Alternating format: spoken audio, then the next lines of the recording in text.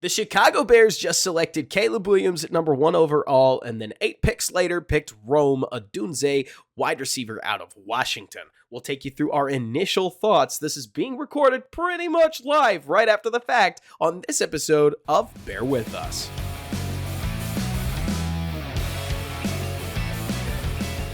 What's going on, everybody, and welcome back to Bear With Us, a Chicago Bears podcast hosted by yours truly, Robert Schmitz, editor-in-chief of the Bears blog, right here with my co-host, Nick Whalen of Football Guys. And Nick, I do want to apologize to you because last episode I did it again where I said, bear with me at the end of the show. It keeps leaking out. I'd say one in every, 6 episodes, and I apologize. Old habits die hard. The Chicago Bears have completely flipped the investment landscape of their team. They've gone from a defense-heavy organization to now 3 straight top 10 picks on offense. You've got tackle, you've got quarterback, you've got receiver. Where do you want to start? I don't know. I'm pumped. I'm excited. I mean, I think you have to start with Caleb Williams, if you want to start with like that pick. Have an elite level potential quarterback, which, I mean, you could debate, what Fields could do passing wise if he was going to get there. I don't think Mitchell Trubisky was ever going to be on that level. I don't know that we've ever had anyone in the history, maybe besides Fields, if you combine the running and the throwing, to get to that level. And so this is super exciting, man. And he's already throwing with receivers, and he wants to win 8 Super Bowls and pass Tom Brady. That's everything I want to hear in my quarterback. I mean, it's a pretty shocking day, right? There's plenty of questions that we can ask about this Bears team later, but let's ask them another day. I mean, the Bears have a brand new quarterback, one of the most talented quarterbacks that I've ever seen Chicago have the opportunity to draft. And it's funny because talented means a lot of things to a lot of people. Fields is the greatest physical quarterback the Bears have ever drafted, and I actually don't think Caleb surpasses Fields in that. But as far as natural throwing ability, there's this, I can't explain it other than to say a feel that Caleb has within the game of football, Nick, that I've never seen the Bears close enough to draft. I mean, these guys go high in modern day NFL circles. We're talking the last 10, 12 years, the Bears haven't sniffed, and if they could, they would have had to trade the whole world to get the opportunity for Caleb Williams. And instead, they get to draft him because of Carolina's own misfortune. They got DJ Moore and Darnell Wright for the trouble of drafting Caleb Williams. And how amazing is this? I mean, not to mention, Ryan Poles doubles down very quickly afterwards on the offense of the future with Rome Odunze, who, I'm just going to say it, Nick, if there was any receiver in this draft to treat Keenan Allen like a giant sponge and just pull out as much goodness about route running tech, how does he read defenses? What is he doing to get open? Rome is exactly the kind of guy from a body type perspective that I think stands to learn the most from the 6-time Pro Bowler. There's an element of this where you almost look at Odunze and think to yourself, I bet you Ryan Poles wants Odunze to leave the season as Keenan Allen, but younger. And if they're able to pull it off, man, what a heist. Yeah. I mean, it was we obviously were talking about this as we were live streaming, and now this is the pod, but I was just fearing they were going to mess it up because it's like, okay, this just seems so obvious. There's so much value just dripping here. And they took it. Like, it wasn't a reach. It wasn't a surprise. It was like, yep, this makes sense. Like, if we look at, Dane Brugler's top 100, right, from his beast, he has Rome Odunze 6th overall and Caleb Williams 1st overall. And we had the 9th pick, and we got, or 1st and 9th, and we got both those guys. Like the Bears got insanely better. Like, if you look at you talked about those 3 receivers, right? You got Kmet and Everett as well at tight end. You got Swift and Herbert and Roschon at running back. Like, we are locked and loaded, man. Like, the Bears offense is holding us back. Like, I don't even think it's even possible next year. The other thing I think is funny about looking at this situation is that if there's been a position that the Bears have tried to get right for the last couple of years, it's been receiver. And so far, early returns on their, let's call it wide receiver evals, that aren't proven have been pretty lackluster, Nick. I mean, whether you want to say anything about Valus Jones or Tyler Scott, which I'm sure plenty of people might see it as a cheap shot because Tyler Scott's a rookie, so he could easily get better. Gosh, we hope he gets better. Plus Valus Jones, who, say what you will, he's a third-round pick, not a second or first-round pick. Guys, we all like the Bears here. I'm not trying to crush these two. It's more to say that between those evals and Chase Claypool, there was a lot to be desired in the early way that the Chicago Bears tried to build their receiving core. You could argue, Nick, that one of my favorite things about Odunze, so who is he as a player, right? Everybody's going to look at his contested catches. Those are the ones that make his highlight reels. What I see is a fluid mover that's got the speed to threaten deep, and it's more of a threaten than it is a press. Like you got some of these guys, Tyreek Hill obviously is one of the biggest ones, but you look at deep threats around the league, and these guys will explode past you. Rome will glide past you. But there's not a lot on a football field that I see that he can't do. He may not be the most explosive separator like a Malik Neighbors type, but at his size, he's consistently able to win windows like a power forward and offer the opportunity for a quarterback to put a ball into an area that he can then take care of. That's at least what I see, and that's probably not the world's most succinct explanation of what I see from Odunze, but it's like he's going to get you a yard and a half. He's going to get you a step and a half of separation. He's not the guy to get you 3-4 yards of separation, but he'll consistently get you a step and a half, even in tight window areas, while still being really useful in the red zone for more aerial passing plays. And when you compare that with what the Bears already have in their receiver room, specifically I'm talking about DJ Moore, you're promoting body diversity, you're giving Caleb all kinds of receiving targets to throw to. I think it's a pretty exciting pick. Hard not to look at it and call it exciting at the very least, right? I mean, well, first off, let's just talk about you paired a rookie quarterback on a 4-year deal, fifth-year option with a rookie wide receiver who has the talent to be a top 10 guy. This isn't a reach. I mean, you could argue, again, top 6 talent, top 7 talent on a rookie 4-year and fifth-year option deal. Like that's a great pairing. Like that's what you want. Not like, oh man, we got to worry about when we're going to re-sign this guy and this guy's going to leave. Like you're already going to get that chemistry going, which is awesome. Then you look at the structure of the Bears, right? Like what were they lacking? You look at the whole team. Like Keenan Allen's probably going to be your slot, and he's 6'2", which is nice with how he can move. It's crazy. DJ is more of your speedier, explosive athlete guy. You're missing a tall guy. And Rome Odunze is 6'3", 220. He has 4.45 speed, so he's not, 4.3 speed, but he's not slow. He's not running 4.55. And he has a 39-inch vertical, like 6.88 3-cone. He's not, because he's so tall, y'all, he can't do as well in terms of getting in and out of breaks or suddenness. He's better in his route running in terms of what? I was agreeing with you. I was saying it's just physically hard to do. It's like when you watch an edge rusher who's 6'5", and it's like it's really hard to bend when you're 6'5". Well, like DK Metcalf, right? 6'4", 230. Like it's tough for him to get low in his hips and to get in and out of breaks, but he wins in other ways. And then Odunze, I think he's better in terms of his athleticism before the catch than after the catch. So if you're looking for a guy to do crazy things after the reception, he's not that guy. Okay. Think of him more like maybe Alshon Jeffrey, right? Like before everything and catch point, he can get it done. He's more athletic than Jeffrey, but just in terms of like after the catch, it's going to be a little bit more limited versus DJ Moore, who's outstanding after the reception, right? You can't have it all. And I mean, I'll just throw this at you, Nick. You and I have kind of talked about it before, that DJ Moore is an exceptional player that can play X receiver if you need him to. Keenan Allen is a really good player that would prefer to be in the slot, but technically, I guess you could line him up out wide. The Bears got the second best X receiver in the draft here in Rome Odunze, which is quite hard to do because this is a position that is really valuable across the league. I mean, before we got this recent extension for Penei Sewell, and even then, there's still plenty of receivers that are being paid more than Sewell is. But before then, it was Laramie Tunsil at $25 million a year that was the most expensive offensive lineman in football, and 4 receivers were paid more than he was on a year-to-year basis. It's very, very difficult to find guys that play within this archetype, and Odunze blocks his butt off. I think he's more willing than he is good at it, but hopefully his youth is something where you can get more out of his blocking as he goes.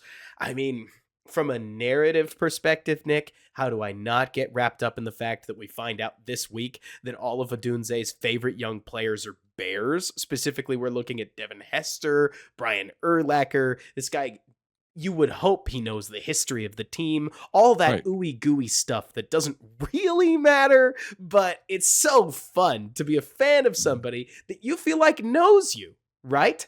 And Mhm. so I can't help looking at this and thinking to myself, Nick, the funny part about Odunze is I think a lot of people are going to look at this as a ceiling pick, where I see it as a little more of a floor pick in its own way, where you are saying if Keenan Allen gets hurt, now we have DJ Moore and a top 10 pick. And next year, if Keenan Allen wants to stay or for a medium-sized extension, we will keep the three of them for a while. And if Keenan Allen wants to walk and go somewhere else, we wish him the best. We have DJ Moore and a top 10 pick to go with our number 1 overall pick. Ryan Poles said, Nick, he wanted to break the cycle of what Chicago has done historically with their quarterbacks and try to surround him with talent. It is hard to argue he is not trying to do that. And to me, that's really exciting. Mhm. Well, he's making it almost hard for Caleb to fail. Like, he's making it almost impossible. Like, we're gonna give you so much. We're gonna go so anti what happened to Justin Fields in his first year with Ryan Poles, right? Where you have hardly anybody. That you can't fail. Like, it's like even the RAS score, right? Relative athletic score. While Rome isn't Malik Neighbors fast or quick, he has the size, right? Because that takes size into account. He has a 992 RAS, y'all. And that's on a scale of 10. That's out of all of the prospects over time, because those numbers change based on more people like in the system. 992. That is outstanding for a Bears wide receiver, Robert. This isn't like, okay, we got Valus and we're trying to like talk ourselves into a role. Like, this guy, like you said, a floor. Like, it's tough to envision him not succeeding because It's he tough can to do see him being worse everything. than T. Higgins. If you were going to take the Bengals example, right? The Bears have a receiver that just caught 1,400 yards with a quarterback setup that didn't throw for more than 3,800 yards total between Bajent and Justin Fields. So obviously the production's there for DJ Moore. Not to mention DJ's got all of the like Z and slot elements of Jamar. He's obviously not as tall. He's not literally Jamar Chase. But if you've got your inside guy or your intermediate threat guy, now you've got, like you're talking about, Nick, your outside guy. And hopefully he can become even more than that. I mean, there's a lot of Oh, yeah. reasons to be very, very excited about this pick. Probably Yeah, my I think favorite. he could play in the slot too. Oh, I mean, it's not like Odunze can't play in the slot. Yeah. The big slot is so common these days. It's more to talk about, like, I don't know. I think it's easy to overrate somebody like Odunze. I think it's easy to go Marvin Harrison, Malik Neighbors, and also Rome Odunze. Rome is very, very, very good. And I think that's awesome. If he ascends beyond that, that's even better. I'm so excited to see the way he grows. Like you're talking about, he is really athletic. This gives the Bears all kinds of options in 11 personnel. And they want to live in 11 personnel because as much as we talk about 12 and 13 personnel, those two packages are going to take up, what do you think, 18% of the snaps? Like if you run 5% of your snaps out of 13, you ran it a ton, according to the league. It's Well, I mean that's short yardage goal line, mostly. mm-hmm. It's also interesting because when you take a look at the rest of the division, do you see what I see, Nick? I just thought of this. So if you An don't see it arms race. immediately, what? So a An little arms bit of an race. arms race, but I see pretty lackluster corners across the board. Like Oh, yeah. you've got The Jair best ones are in Alexander. Chicago. You've got Jair Alexander, of course, but outside of that, the guys in Green Bay are draft and develop guys.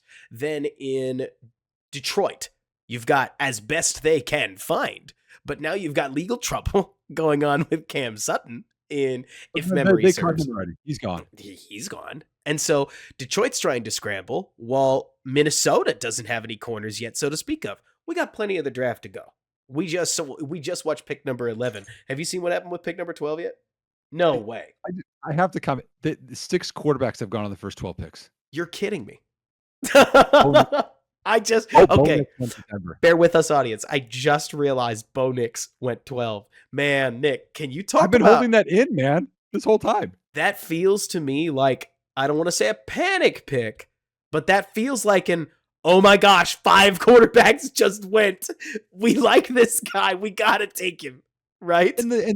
And so the Vikings traded up one pick to get JJ McCarthy, and they gave up like a fourth and a fifth, and they got a sixth back. It's like, Denver, if this was your move, y'all, you could either moved back into the 20s and gotten Bo Nix, or moved up and jumped the Vikings to get McCarthy. But anyways, if we stay with Rome Odunze for a second, okay?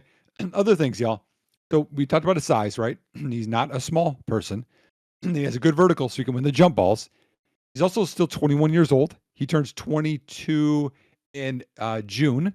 So he's not an old player, which is good, even though he played, 4 years at Washington. He has multiple years of over 1,000 yards receiving. Actually, he has 1145 and 1640 in terms of receiving yards. So it's not like a small sample size of him being a good player. He did it for 2 years.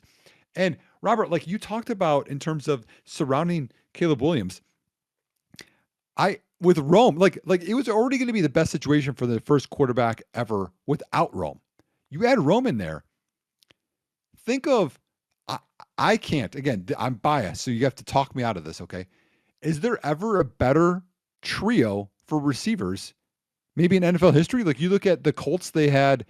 Okay, hang on. You ratcheted this up to NFL history, or are we talking about pick number 1? History.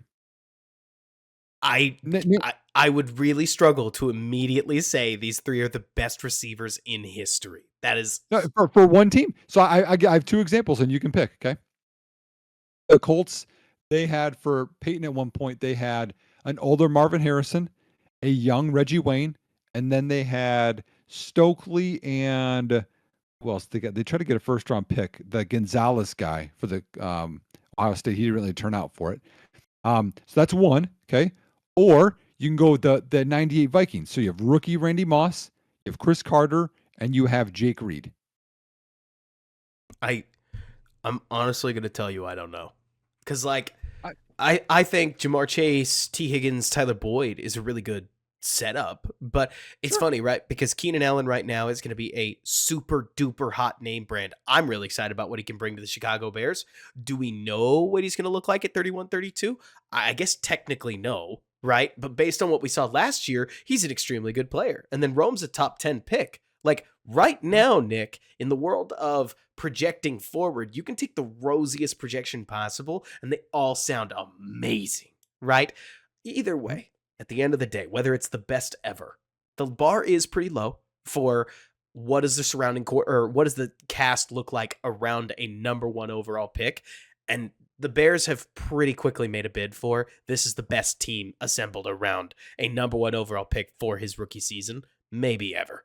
And this is part of what happens when you catch the luck of the draw. And Lovie Smith and Mitch Trubisky and Ryan Pace and all these other Bears all across the league help you somehow pull the number 1 overall pick out of a season where your team, quote unquote, drafted 9th and you pulled number 1 off of Carolina. So it helps, but I don't know. I'm excited. I'm sounding too level-headed because, Nick, I am jacked up about where the Bears are going. Let me put it this way, Nick. I have had to talk myself into reasons why the Bears will be fine for 4 years running.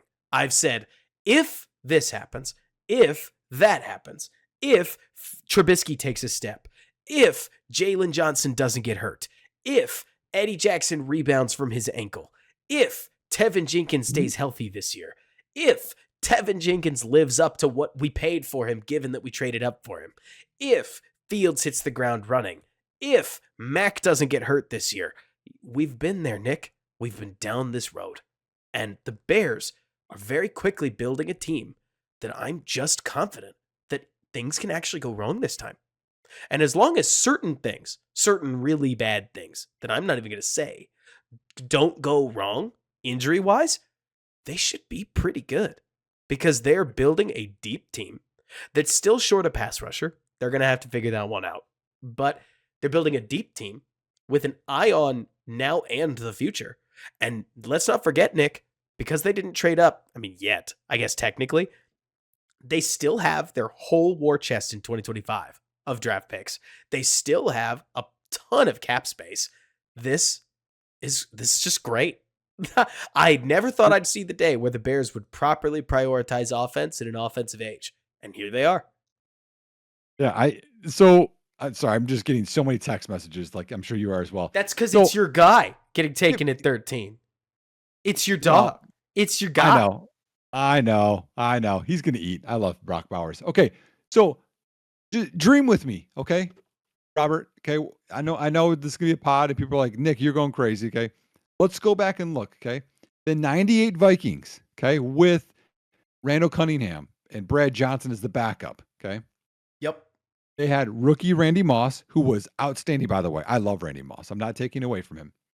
He had 69 catches for 1,313 yards. He had 17 touchdowns. That part's nuts. 17 touchdowns. Okay. All right.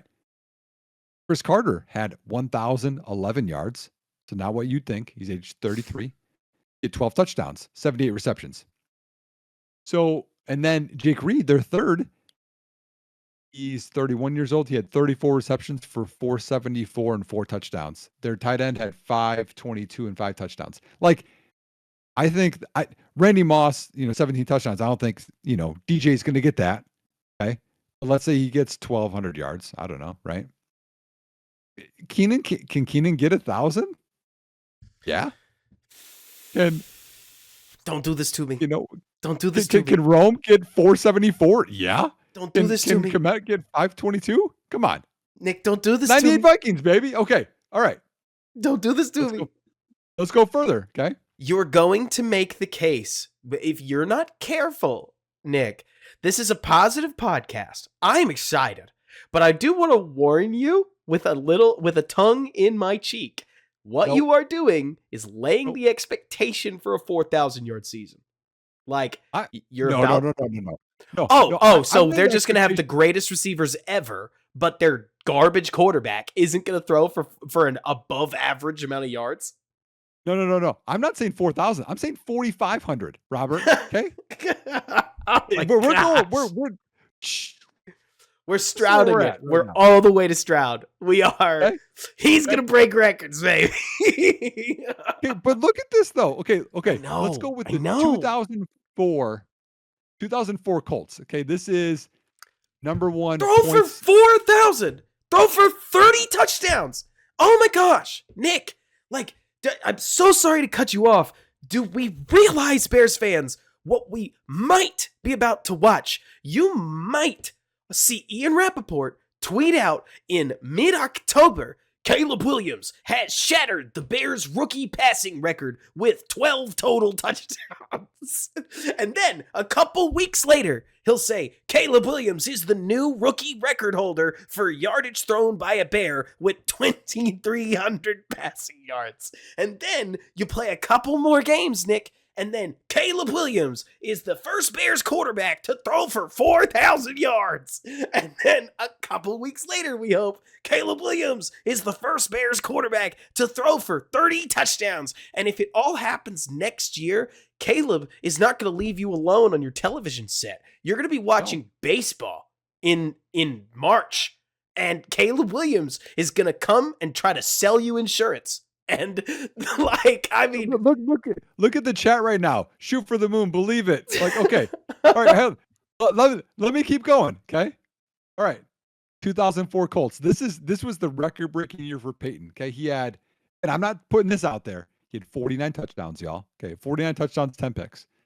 He had 45-57 was his yardage total. Okay, on 497 attempts. He didn't even get 500 attempts. I think that we should get, 550? 570? I mean, that's like a solid total. Anyways, his number one receiver that year, Marvin Harrison, age 32. Remind you of another age of somebody? Keenan Allen, okay? Oh my gosh. He had 139 targets, 86 receptions, 113 yards. Or 1,113 yards. That's doable, right? Okay. It is. Nick, I'm still processing the fact that we host a logical podcast where we really try to be rational and grounded, and my smart co-host is telling me that the Bears might have one of the best receiving cores in history. This is a lot to swallow. How are you disagreeing? You're not disagreeing. So, okay, so I'm that's not Harrison. I'm not even attempting to disagree. I I just know. never thought this would happen in Chicago, that we could even have That's that conversation. hey, get on the train, baby. We're going. Let's roll. You know what I mean? Like so Reggie Wayne. Reggie Wayne's 26. Okay, just like DJ Moore. Okay, and he had a great year. On only 115 targets, had 77 receptions for 1,210 yards. Okay. Now again, he had 12 touchdowns. Harrison had 15. Okay, that's a crazy amount. Now here's the one that's going to be a tough one. Okay, Brandon Stokely. Brandon Stokely. Okay? He had he's 28. He had 102 targets. So they were in 11 personnel like for days, man. Days. He had 102 targets, 68 receptions. He had 1,077 yards and 10 touchdowns. Okay, that one's going to be a little bit tough in terms of the touchdowns, and I don't know if we're going to have 3,000-yard receivers. But then Dallas Clark's on this team. He only had 423. You think Kmet will probably have more than that. They also had Edge, right? Edge had 1,500 rushing yards and 483 receiving. So there are parts of this that are tough, but I'm like, okay, Harrison, Wayne against older Harrison, right? And Wayne, those are kind of the ages that we got for those two. But then Rome Odunze, Stokely, like it depends on how you have them, but it's like, dude, like this is 4,500 yards in the old NFL. Like, I don't know. You're telling me, I don't know. I don't think it's out of. Is it impossible for Rome to get 1,000 yards this year? I think it would be extremely difficult. I mean, call me the anchor in this conversation. I think that asking a rookie to produce that many passing yards is very exciting, especially in April. But I think that's just asking a lot. Maybe I'm the problem here. But I think if Caleb throws for 4,050 yards, it will be an incredibly exciting time to be a Chicago Bears fan. Maybe he can do better, right? So you said Stroud, right? No, I said you were building towards Stroud because you said Yeah, 4,500 yards. Well, Stroud had 41 in 15 games. You do the math, and it's a 4,500-yard pace. It is. But why is that not possible for him? It's possible is a dangerous word, is all I'm saying. Because we're in Chicago, where if you don't deliver pretty much immediately, people have no patience for you to like take the time to deliver those results. Look at us. Look at me. Did you listen to Ryan Poles? He says breaking the cycle. This is breaking the Bears cycle of what we've always been in. I love the investment. I really do. Not to mention, regardless of what you may not think Rome is amazing, spectacular. You may be a Rome doubter. Even if you are, I bet you think he's a pretty solid receiver. I mean, that's the other piece to this, Nick. The Bears will benefit if Rome is better than DJ Moore. A lot. But if Rome is T. Higgins, then the Bears get really good on account of drafting Rome.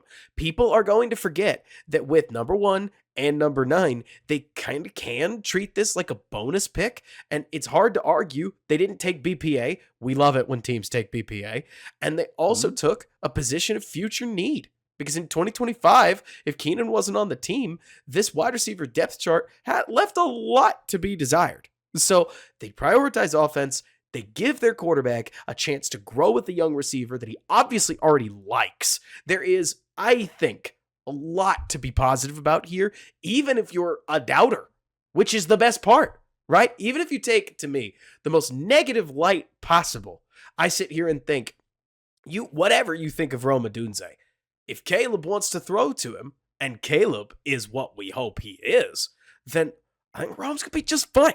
And if Rome is better than just fine, woohoo, you get pretty good pretty fast. I'm really excited to dig into the tape. I'll tell you this, Nick, where 30 minutes into this podcast, I did not deeply study most of the receivers because I did not believe the NFL would let this happen. And then the NFL did let this happen. And not only that, but they let it happen in such a way. I mean, you got to remember, Atlanta takes a quarterback at number 8. And then at 10, we see another quarterback get taken. And then at 12, we see another quarterback get taken. It's hard to buy those spots off of somebody. You know what I mean? Like if Atlanta wanted a quarterback, they weren't trading. That was a surprise pick. I mean, the thing is I watched Rome, probably a couple months ago when I watched all these guys to kind of place them where they were at. And I was lower on him. I'll be honest. But then the more I watched, the more I liked everything that I saw because there was like nothing that was like bad in his game. You know what I mean? He's a So very well-rounded and then player. The wait, worst and- thing you can say about him, I think, is that he might be a bit of a jack of all trades, master of none. That's also 6'4", 220 pounds. yeah.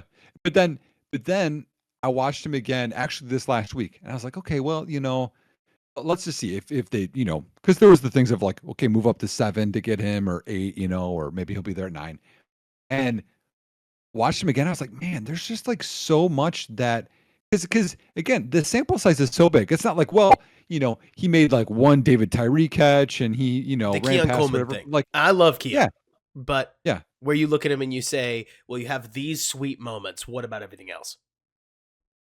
So, but the more I watch, the more I'm like, man, this is just such a safety net and fits so much well with the Bears. And then you hear that he's working with Caleb already, throwing and stuff. It's like, dude, like let's go. Like this fits so well. So Well, let yeah, me let me get I let me like get it more something and more. from let me get something from your alley, Nick, because this was something that really bothered me. Okay, a lot of my favorite receivers, I'll name two of them.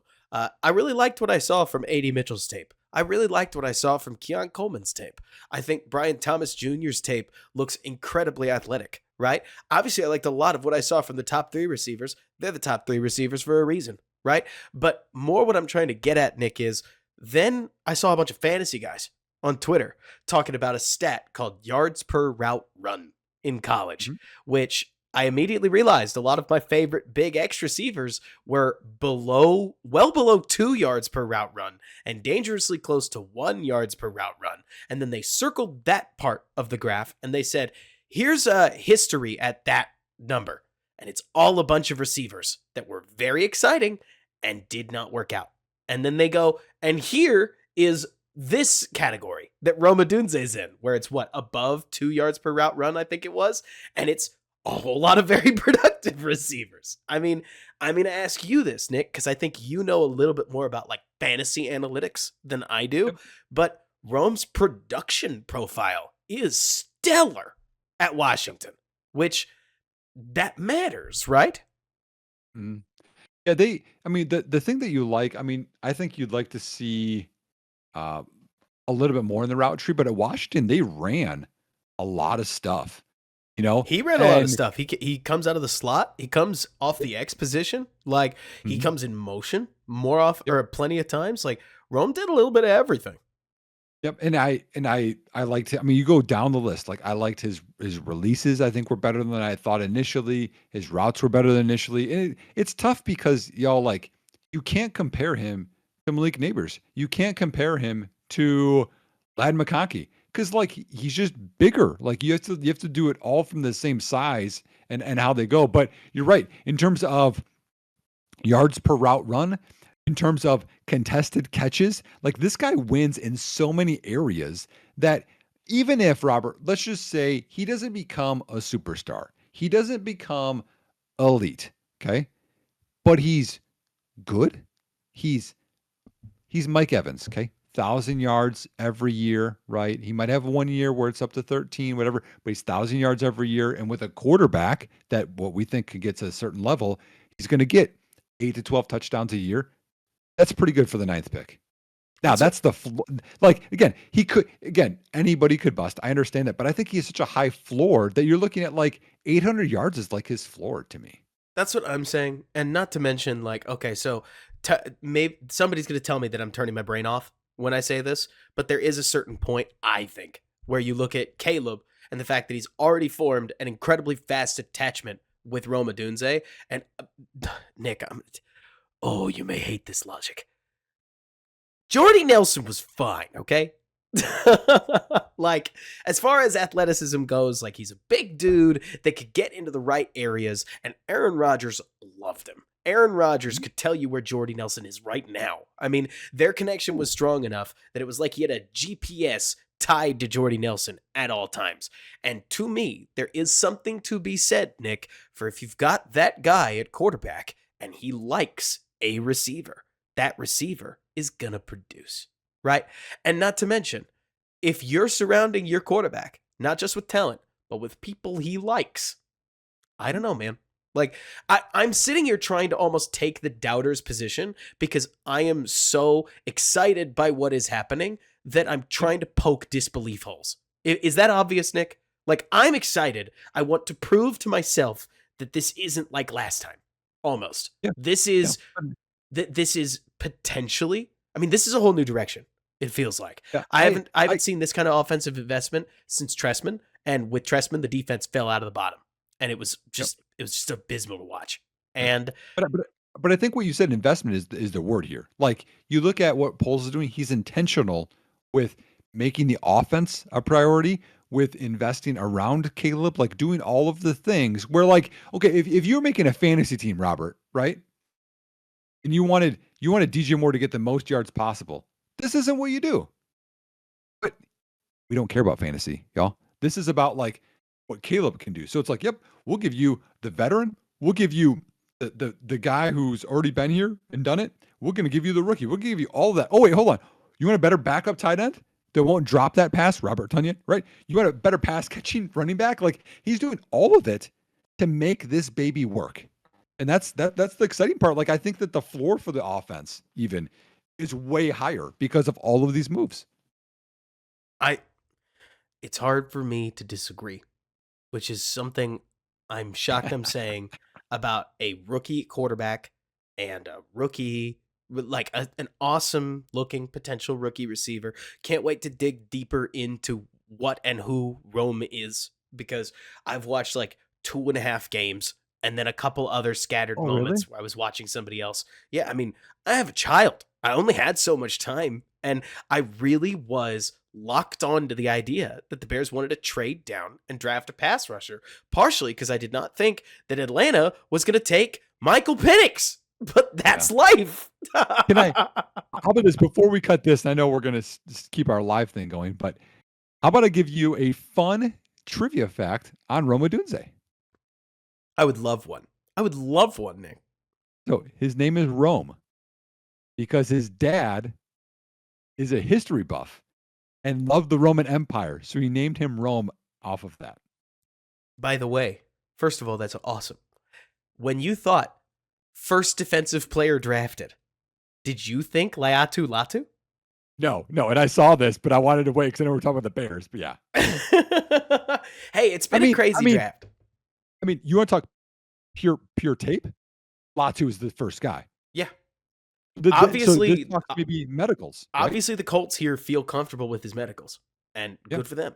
Like that, his tape is awesome, and if his medicals check out, then yeah, you're getting a sweet player. Not to mention, Nick, I think it's really intriguing to me that we made it all the way to pick 15 for the first defensive player. So, in the world of why were Bears fans so disappointed at the idea of verse at 9, this is why. For those who can't see, I don't know, man. It's so chalk. I almost don't have the gas to go crazy over it one way or another, right? So like again, there's some talent here that we did not think was going to be here. But again, I thought the tackles were going to go, which we've Right. seen, right? So the corners, I mean, you have Fatanu is still there. Well, I mean, yeah, and we're starting to Turner. get into the range where I think a Quinyon Mitchell makes a lot of sense, right? Or a Terrion Arnold. That's not me trying to take anything away from Or him. your boy. I was about to say Byron Murphy's still there. Johnny Newton's still there. At what point? Quick question, Nick. All right, so we're doing our draft day 1 podcast. Is there any defensive player you would trade up for? If so, who? Where do they need to fall? Okay, because I mean, we're talking about trading future draft capital. We Right? probably have to throw either Chicago or Carolina. Let's say for a brief moment that you're going to package 75 and Chicago's 2 to move up into the second round as a pickup grade. You do not have to want to do this, by the way. You can straight up not want to do that. To me, it'd be for an edge, but it would have to be somebody that falls. Like, you'd have to have Verse that is there. I don't think Turner gets there at all. Verse would have to be there. I mean, of course, like, so when you get into that area, I think edge makes more sense for our team build, which I've always preached. But like Murphy and I like Newton, those make sense to me as long as the medicals are fine with Newton. Like you add that player now to what we have offensively, I'm all game. Like I think that now again, Robert, you might disagree.